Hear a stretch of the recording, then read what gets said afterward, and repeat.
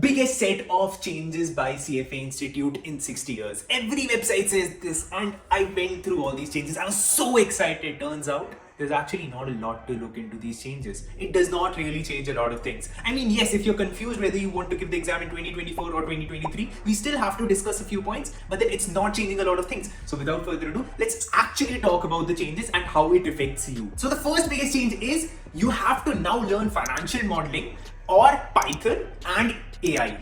Okay, so this is what you have to learn. These are practical modules that are being added to CFA level 1 and CFA level 2.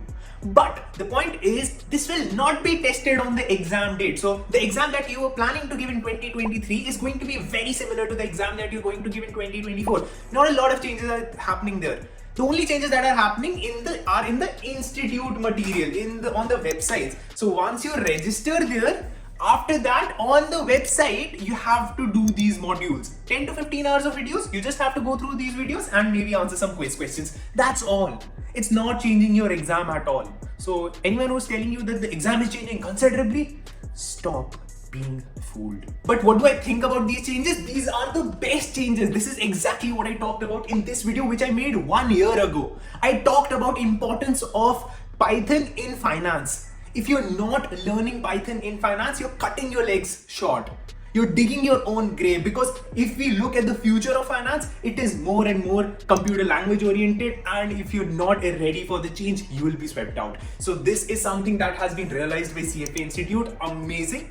But this is something you also have to realize. We launched a course on Python 1 year ago because we exactly knew that this is the future. Do it! Just do it!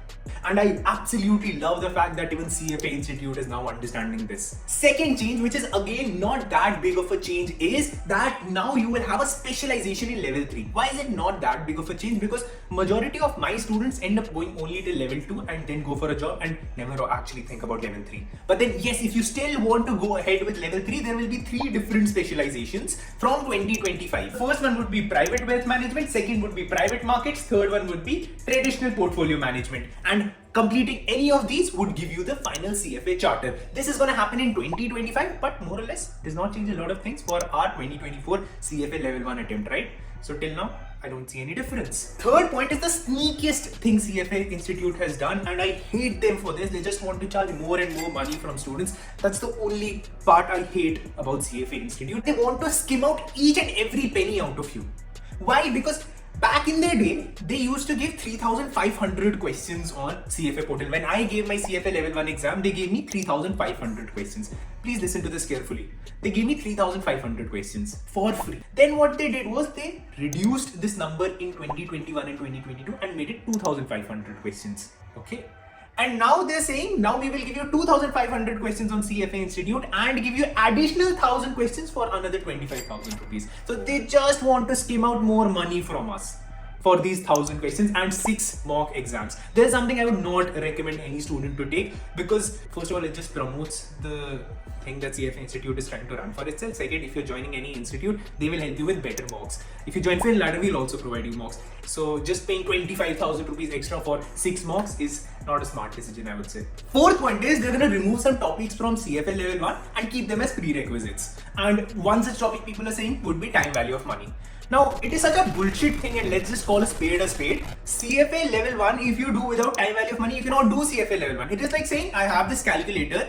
I'll not teach you how to use this calculator, but tell me what is 75 multiplied by 95. Wow. Obviously, when you start learning this calculator, only then you can use this calculator to do 75 into 95, right? So saying that you will remove time value of money is something that you have to do either ways. So you're not removing anything. Maybe you might just not be testing it, but this is something that you need to know. So this does not change anything. So saying that I'm removing time value of money, removing supply and demand, does not change anything, because eventually you'll have to learn it, because that's the basic concepts. If you don't know basic concepts, you're never going to clear the exam. I mean, it's impossible to even understand the next topic, let alone clear the exam. Fifth point is, now you can give your CFA exam in your second last year of college, in your penultimate year of college. So let's suppose you have a 3-year degree, you can give it in second year. CFA level 1. This is something we already know from November 2022. I mean, this is no new update. Anyone who follows me knows this. So I'm just trying to understand what are these big changes everyone is talking about. Final point is now you can use CFA as badges. You CFA Institute will give you badges. They were giving these badges 2 years ago also. So no change here also. So eventually when I talk about all the changes, there's nothing great that has happened. It's very basic. If you have to give 2023, 2024, it's going to be very similar. Just that in 2024, you'll end up learning Python, which is anyhow required. If you plan to work in finance industry, Python is going to be very important. Just keep this in mind that when you end up learning Python, learn it from someone who teaches it from the commerce perspective, because everyone expects you to know a bit of IT when you go and learn Python.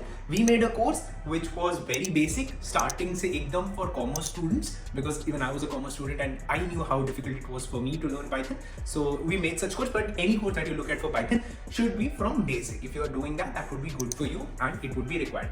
And with that, we'll end this video. If you're interested in CFA classes, Python classes, you can go to the description, fill the form, or if you want to know more about CFA, this video is something you might just want to watch. I'm making good videos these days. Might as well just hit the subscribe button.